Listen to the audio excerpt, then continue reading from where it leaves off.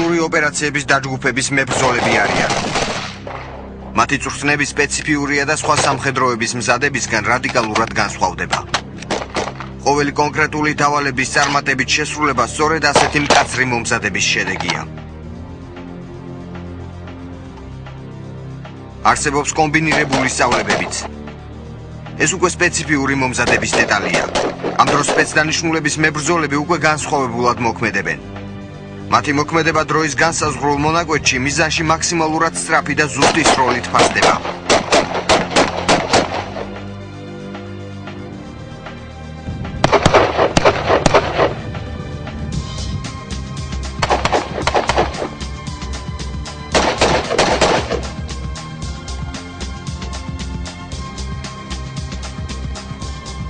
ეს სწავლება უკვე სამთო მომზადების ელემენტებს შეიცავს. ნორმატივები იგივეა, სისწრაფე და სიზუსტე. სპეცდანიშნულების მებრძოლების მოქმედებას ხშირად ქირურგიულ ოპერაციას ამსგავსებენ. წარმოგიდგენთ პირობითად დასახლებული პუნქტის მოწინააღმდეგისგან გაწმენდის ოპერაციას. პირველი იერიში სნაიპერმა უნდა მიიტანოს. იგი მსხვილკალიბრიანი შაშხანითაა შეიარაღებული. რაც იმის შესაძლებლობას იძლევა, რომ ცეცხლი მაქსიმალურად შორი მანძილიდან გაიხსნას. სპეცდანიშნულების სნაიპერს მოწინააღმდეგეს საფარშიც ვერ დაემალება.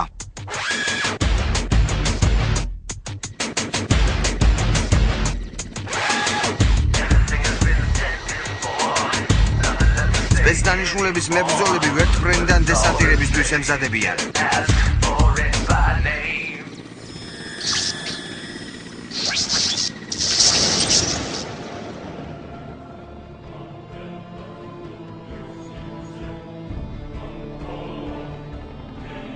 ორი მირვა ტიპის შვეულმფრენს 2-24 ტიპის საბრძოლო ვერტმფრენი ეხმარება. სანამ უშუალოდ დესანტირება მოხდება, Mi-24-ები პირობით მოწინააღმდეგეს ჰაერიდან უხსნიან ცეცხლს.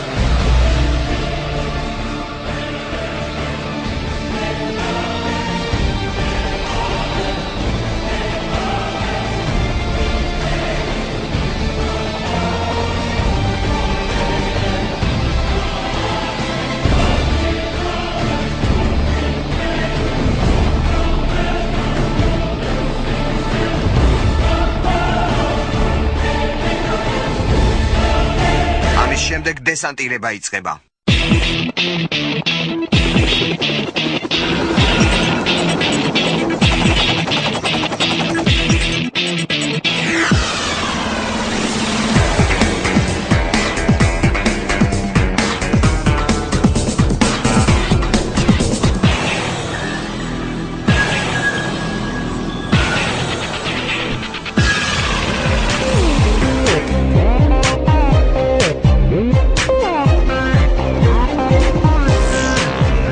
სპეცდანიშნულების ჯგუფი უკვე ოპერაციის ძირითად ნაწილს იწყებს.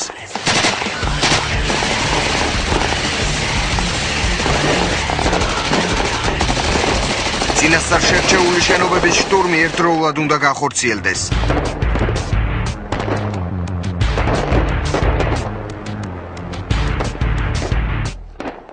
შემტევი ჯგუფი მოწინააღმდეგეს ძლიერ ცეცხლს უხსნის.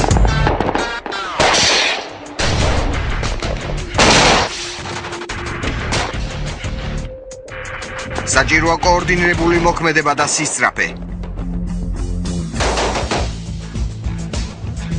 საჭიროა მაქსიმალურად შეთანხმებული მოქმედება. შენობებში შეღწევა სწრაფად და მოწინააღმდეგისთვის მოულოდნელად უნდა მოხდეს. სადაც საჭიროა შენობის კარიც უნდა აფეთქდეს.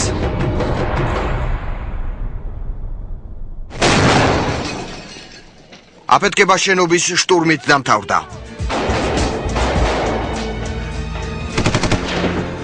ოპერაცია დასრულდა.